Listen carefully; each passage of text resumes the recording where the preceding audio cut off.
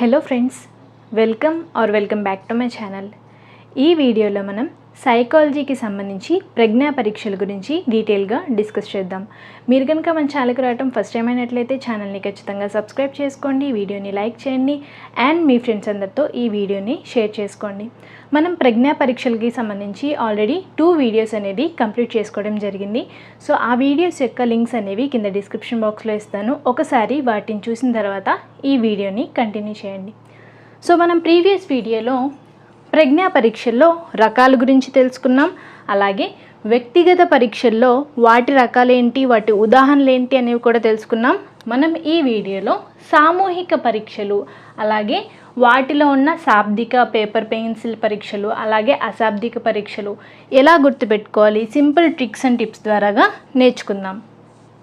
So first సామూహిక పరీక్షలు అంటే ఏం చెప్పాను? ఒక్కొక్క వ్యక్తిని కాకుండా అందరు వ్యక్తులకి కలిపి ఒకేసారి నిర్వహించే పరీక్షల్ని సామూహిక పరీక్షలు అంటామని చెప్పి మనం డిస్కస్ చేసుకోవడం జరిగింది. సో శాబ్దిక అంటే ఏంటి? అక్షరాలు, పదాలు, సంఖ్యలను ఉపయోగించి మనం పరీక్షిస్తే అలాంటి పరీక్షల్ని మనం శాబ్దిక పరీక్షలు అంటామని చెప్పి డిస్కస్ చేసుకున్నాం. నెక్స్ట్ పేపర్ పెన్సిల్ పరీక్షలు అంటే ఏంటి? పేపర్ పెన్సిల్ పరీక్షలు అంటే పేపర్ లేదా పెన్ని ఉపయోగించి సమాధానాలు ఇచ్చినట్లయితే అటువంటి పరీక్షల్ని పేపర్ పెన్సిల్ పరీక్షలు అని అంటామని చెప్పి మనం డిస్కస్ చేసుకోవడం జరిగింది.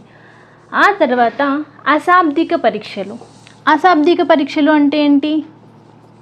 అక్షరాలు, పదాలు కాకుండా ఎటువంటి నిర్మాణాలైనా సరే ఆకారాలను ఉపయోగించి నిర్మాణాలు చేసినట్లయితే సో అటువంటి వాటిని మనం అశాబ్దిక పరీక్షలు అంటామని చెప్పి మనం డిస్కస్ చేసుకున్నాం.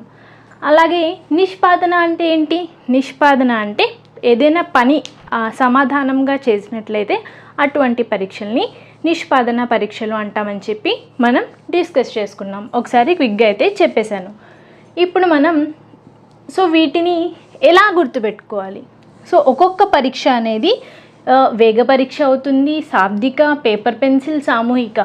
వీటిని ఎలా గుర్తుపెట్టుకోవాలి అంటే చూడండి, ఫస్ట్ ఇవన్నీ కూడా ఇక్కడ నేను ఫ్లో చార్ట్లో ఏమేమైతే మెన్షన్ చేశానో ఇవన్నీ కూడా సామూహిక పరీక్షలు అవుతాయండి. ఓకేనా?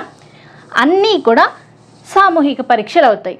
ఆ తర్వాత ఒక సెట్లో శాబ్దిక మరియు పేపర్ పెన్సిల్ ఉన్నాయి, ఇంకొక సెట్లో అశాబ్దిక అని చెప్పి రాసుకోండి. Flow chart as it is మీరు ఒకవేళ ఎగ్జామ్లో క్వశ్చన్ అడిగినట్లయితే వెంటనే ఫ్లో చార్ట్ని ప్రిపేర్ చేసేయండి, ఆన్సర్ని ఈజీగా పెట్టేయచ్చు. ఓకేనా?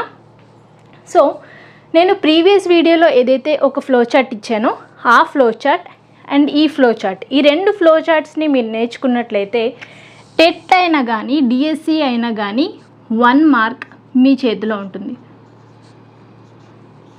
ఓకేనా? ఏదర్ టెట్ అయినా కానీ డిఎస్సి అయినా కానీ ఖచ్చితంగా మినిమం 1 మార్క్ ఉంటుంది, మ్యాక్సిమం 2 మార్క్స్ కూడా ఉండొచ్చు. ఓకేనా? సో ఖచ్చితంగా ఈ 2 ఫ్లో చార్ట్స్ని డైలీ ఒక 5 to 10 మినిట్స్ వేయండి. ఒకసారి వేయండి, ఒకసారి చూసి చదవండి. ఓకేనా? కొంచెం బైహార్ట్ చేయండి. 1 మార్క్ కోసం మనం టైం ఇవ్వలేమా? రోజు 5 to 10 మినిట్స్, 1 మార్క్ మన చేతిలో ఉంటుంది. ఓకేనా? సో ఇప్పుడు చూడండి, ఇక్కడ రాసినవి ఏవైతే ఉన్నాయో ఇవన్నీ కూడా సామూహిక పరీక్షలు అవుతాయి. సో సామూహిక పరీక్షలు అంటే ఏం చెప్పాను? ఒక వ్యక్తికి కాకుండా అందరికీ కలిపి, అనేక వ్యక్తులకు కలిపి ఒకేసారి పరీక్ష నిర్వహించినట్లయితే అటువంటి వాటిని సామూహిక పరీక్ష అంటాము అని చెప్పాను. సో అందరికీ కలిపి నిర్వహించినట్లయితే ఫర్ ఎగ్జాంపుల్ మన టెట్ ఎగ్జామినేషన్ ఉంది. సో ఇది అందరికీ కలిపి నిర్వహించడం జరుగుతుంది కాబట్టి ఇదొక సామూహిక పరీక్ష. మరి అందరికీ కలిపి నిర్వహించినప్పుడు ఒక్కొక్కరికి ఒక్కొక్క టైం ఇస్తారా? అందరికీ ఒకే టైం ఇస్తారా? అందరికీ కూడా ఒకే టైం ఇస్తారు. ఫర్ ఎగ్జాంపుల్ మన టెట్ ఎగ్జామినేషన్కి అందరికీ కూడా 150 మినిట్సే ఉంటుంది టైం. అందరికీ 150 మినిట్స్ టైమే ఉంటుంది. ఓకేనా? సో ఇక్కడ ఏంటి, టైం అనేది ఎగ్జాక్ట్గా ఉంది, కాల పరిమితి అనేది ఖచ్చితంగా ఉంది. సో అటువంటి పరీక్షల్ని మనం ఏమంటాం? వేగ పరీక్షలు అంటాం. సో మీరు సామూహిక పరీక్షలు అన్నీ కూడా వేగ పరీక్షలు అవుతాయి ఎక్సెప్ట్ 2. అవేంటి అంటే ఈ 2. ఓకేనా? ఎక్సెప్ట్ ఈ రెండు. రావెన్స్ ప్రోగ్రెసివ్ మ్యాట్రిసిస్ టెస్ట్ అనేది ఒక శక్తి పరీక్ష, అలాగే Goodenough draw a person test అనేది కూడా ఒక శక్తి పరీక్ష. ఓకేనా? సో సామూహిక పరీక్షలన్నీ కూడా వేగ పరీక్షలు అవుతున్నాయి, కానీ రెండు అవ్వట్లేదు. అవేంటి అంటే Raven's progressive matrices test and అలాగే Goodenough draw a person test. ఓకేనా? గుర్తుపెట్టుకోండి. సో ఈ రెండు కూడా ఎక్సెప్షన్, ఈ రెండు ఎక్సెప్షన్. ఓకే, నెక్స్ట్ చూద్దాం. ఆర్మీ ఆల్ఫా పరీక్ష, ఆర్మీ జనరల్ క్లాసిఫికేషన్, ఒటిస్ మానసిక సామర్థ్యాల పరీక్ష. ఇక్కడ ఏముంది? Army alpha, army general classification, Otis మానసిక సామర్థ్యాల పరీక్ష, ఏఏఓ అని చెప్పి ఇక్కడ నోట్ చేసుకోండి, సింపుల్ గుర్తుపెట్టుకోవడానికి. Next army beta, Raven's progressive matrices test, Goodenough draw a person. Army beta, Raven's progressive matrices test, Goodenough draw a person test, ARG. ఇలా సింపుల్గా ఒక కోడ్తో అయినా నేర్చుకోండి, లేదంటే కొంచెం బైహార్ట్ చేస్తాము అంటే అలా కూడా. ఎటువంటి పరిస్థితిలో అయినా మీరు ఏ విధంగా నేర్చుకుంటానో అయినా ఏ విధంగా నేర్చుకుంటారో మీ ఇష్టం, కానీ ఖచ్చితంగా ఈ ఫ్లో చార్ట్ని నేర్చుకోండి. ఓకేనా? సో ఇక్కడ ఎలా నేర్చుకోవాలి అంటే మనం చూడండి, మనం ఎలా ఆన్సర్ చేయాలి ఏదైనా క్వశ్చన్ ఇస్తే అనేది కూడా నేను ఎక్స్ప్లెయిన్ చేస్తాను. ఆర్మీ ఆల్ఫా పరీక్ష అనేది ఒక వేగ పరీక్ష, ఒక శాబ్దిక పరీక్ష, ఒక పేపర్ పెన్సిల్ పరీక్ష, ఒక సామూహిక పరీక్ష. నెక్స్ట్ ఆర్మీ జనరల్ క్లాసిఫికేషన్ అనేది కూడా ఒక వేగ పరీక్ష, ఒక శాబ్దిక పరీక్ష, ఒక పేపర్ పెన్సిల్ పరీక్ష మరియు ఒక సామూహిక పరీక్ష. ఒటిస్ మానసిక సామర్థ్యాల పరీక్ష అనేది ఒక వేగ పరీక్ష, ఒక శాబ్దిక పరీక్ష, ఒక పేపర్ పెన్సిల్ పరీక్ష మరియు ఒక సామూహిక పరీక్ష. ఓకేనా? ఎలాగైనా సరే వీటిని గుర్తుపెట్టుకోండి. నెక్స్ట్ అశాబ్దికలోకి వచ్చేసినట్లయితే ఆర్మీ బీటా అనేది, సో ఇక్కడ చిన్న కన్ఫ్యూజన్ ఉంటుంది అందరికీ. సో ఏంటి అంటే ఆర్మీ బీటాని నిష్పాదన పరీక్ష అని చెప్పి మనకి 2014 తెలుగు అకాడమీ టెక్స్ట్ బుక్లో ఉంది, తెలుగు అకాడమీ టెక్స్ట్ బుక్లో ఉంది. ఓకేనా? నిష్పాదన, యాక్చువల్గా అది నిష్పాదన కాదు, పేపర్ పెన్సిల్, యాక్చువల్గా అది పేపర్ పెన్సిల్. ఓకేనా? సో ఆప్షన్స్ని బట్టి మీరు పెట్టుకోవాల్సి ఉంటుంది. ఆర్మీ బీటా ఒక్కదానికి నిష్పాదన అని ఇస్తే నిష్పాదనే పెట్టండి, పేపర్ పెన్సిల్ అని ఇస్తే పేపర్ పెన్సిల్ అని పెట్టండి.